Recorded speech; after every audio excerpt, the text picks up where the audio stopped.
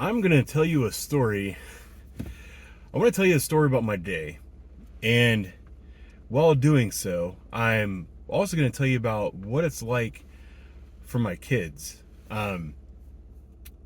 What it's like for them growing up with a police officer as a father.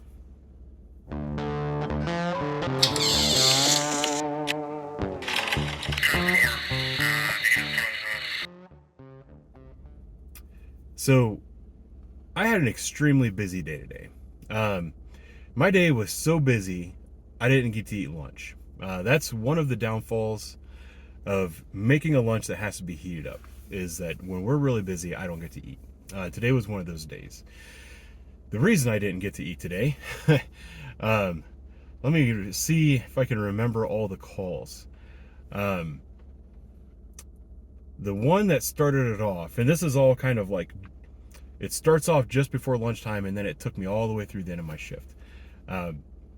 Got called to a shopping mall area. The security guards they called in and said that there was a domestic going on in the parking lot. It said that there was a man and a woman fighting, and that the woman was throwing things all around the parking lot.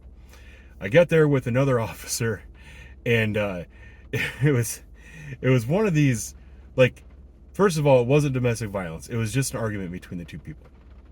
But it's the kind of stuff that you wouldn't believe it unless you saw it for yourself. I mean, these people were driving along in the car. They had an argument. So the guy stops the car, goes around the other side, opens the door, somewhat forces the female out of the car, but it was more of just they were being dramatic. So the female gets out of the car. The guy gets in, says he's going to drive. And then the female starts getting her stuff out of the car and throwing it on the ground. Then the male says, I don't know, somehow she ends up getting in the car and her stuff is still out on the ground. And then we get there, and I don't know what happened. We ended up finally, this girl was trying to get all of her bags out of this car, which it would have been too many for her to carry. And I convinced her to leave some of her bags in the car. They could break up and she could get her stuff at a later date. She told me she had a place to go. She didn't want to ride. It was in walking distance. So she grabs her bag, puts it over her shoulder. The dude keeps trying to talk to her.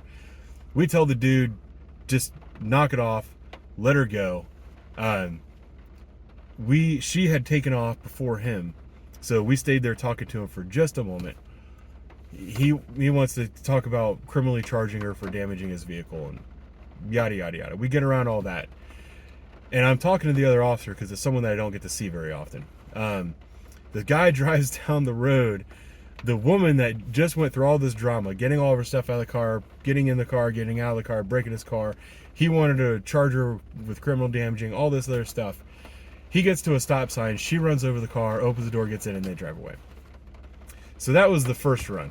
And it was one of those ones where it just took a little bit of time. I couldn't get away. And then I'm driving down the road.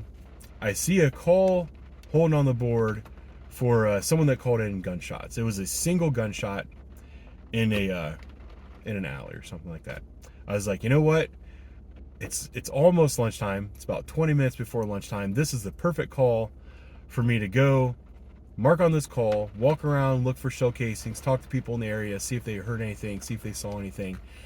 That should take me about 20 minutes, and then I'll be able to go back to the sub, get my lunch, and I'll be good to go. So I grab the mic, say, hey, this is Officer Ben. Put me on that call about gunshots. And then the dispatcher goes, hold on a second.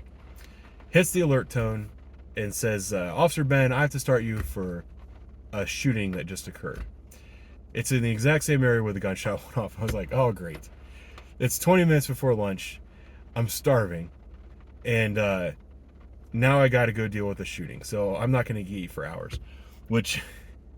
It might sound really bad, but that's what I was thinking about when this call about a shooting went out. So I'm driving there. I didn't have any rubber gloves in my pocket. I knew I didn't have any in the back. I've been meaning to replace them. So I'm about to go onto a shooting scene with no rubber gloves.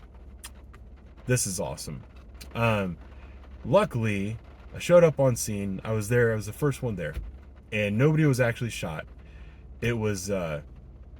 without giving away too many details, it was a potential another crime in progress. and a gunshot was fired. So talk to the victims, coordinate everything, call the detectives. Detectives come out, and I show them the scene, we take some pictures, search for evidence, all that kind of stuff. I'm starving, and it was cold today. I wore short sleeves, and it was like right around 40 degrees and windy, which is not that cold, but when it got up to like 70 degrees for multiple days in a row, so I got kind of used to that. And it's this, I don't know if you could tell, it's raining outside my truck right now. So it's that really high humidity, cold air, that moisture, cold moisture air. It was freezing me. I was trying to type and my hands weren't working. So the detective came, did his thing.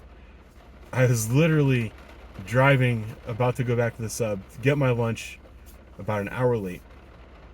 And the dispatcher starts calling in about another shooting. So is getting on the air, dispatching 2 other cars. And she gives a description of one of the suspect and the direction of travel. He was running directly down the alley that I was in. He was running southbound. I was driving northbound. So I was like, I got on the radio and I said, hey, you might as well put me on that. He's running right for me. I was a couple blocks away, but it was the same alley. So drive up the road there. It was another shots fired call, with whatever it was. There was still a shot fired. Nobody was injured, thank God. So I was stuck on that scene and tied up with the administrative part of that for the rest of the shift. The only thing I had for lunch was an orange, because I like to eat oranges. Usually I heat up my chicken and my vegetables, and I have an orange on the side. Those are my carbs. That's my lunch. I didn't get to eat any of that stuff today. And by the time I got back to the sub, it was almost time to unload. And there's no point in eating something and then going home and eating something and going to the gym. So I came home, put my lunch back in the refrigerator, and had like a little pre-workout meal, headed to the gym. That was my day-to-day. Now, how does that tie into my kids and what it's like for my kids being kids of a police officer? Well, that's when I looked at Facebook, and I saw my wife's Facebook post, and it was, mommy, and then quotations, said, Daddy didn't get to eat lunch today. He was too busy. And then it had my daughter, and it had quotations, and it said, well, I didn't eat all my spaghetti today, so when Daddy gets home from the gym, he can have my spaghetti. Because my daughter, sorry, I really did just leave the gym. My throat just got really dry. My daughter has the biggest heart in the world, and she knows how hard I work and kind of what I go through in my days, and she also knows how important food is to me. So she wanted to offer me something that it was of great value to me, which was her lunch. And my daughter really enjoys food too. So for her to offer that to me, that's her offering something that means a lot to her. Because she's very generous. And it kind of reminded me of a story that I was debating whether I was going to tell you guys or not. This story is from last night, maybe 2 nights ago. It was 2 nights ago, because I was talking to my daughter about the importance of doing her homework and her schoolwork, and the importance of trying hard when she takes her tests at school, because we've been getting some of her tests back and she's not answered some of the questions. This is something that I did too when I was her age. I would lose my attention span when I was taking tests, and I just wouldn't answer all the questions.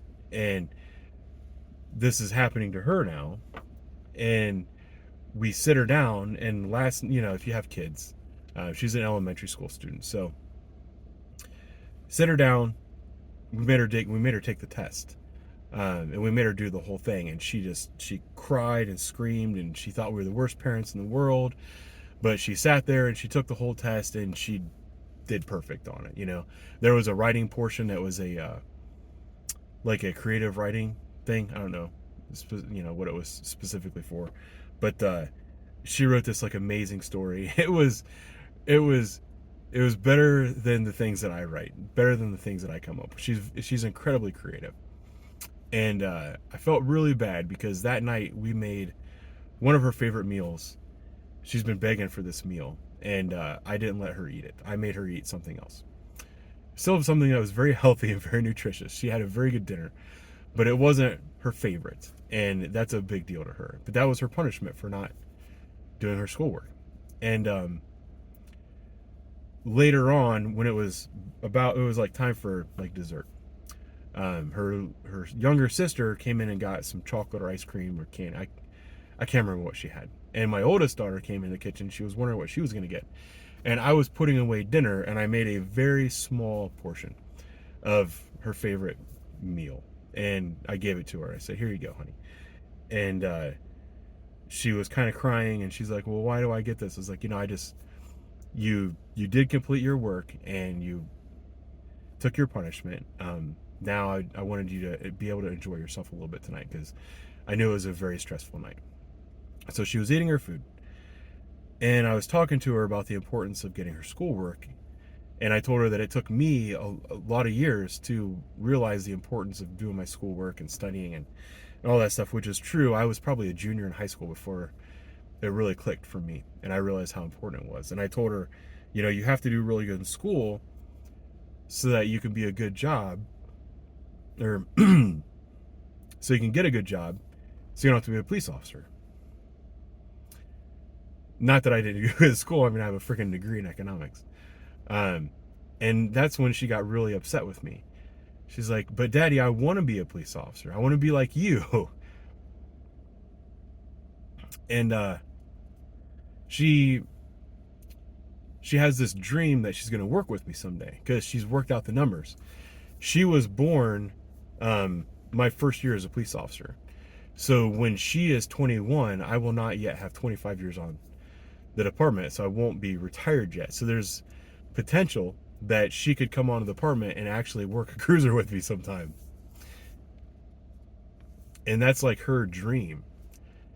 And I was trying to explain to her, it's like, you don't want to do this. I don't want you to do this. I want you to do something where you're not putting your body on the line, and where you don't have to work through lunch, and your back doesn't hurt all the time, and your knees don't hurt all the time, and you're not constantly stressed out, and you don't have to worry about people trying to hurt you, and you don't have to worry about politicians and what they're saying, and their impact on your life and their impact on your job and all these external things. Like, you can have more control over your life. And she just looked at me, and she goes, "Daddy, but you're a good guy." and I want to be one of the good guys when I grow up.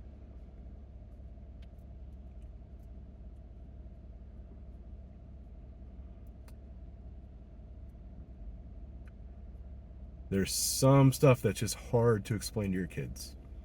I haven't figured that out yet. So I wanted to share that story with you. I hope you enjoyed. I'll talk to you later.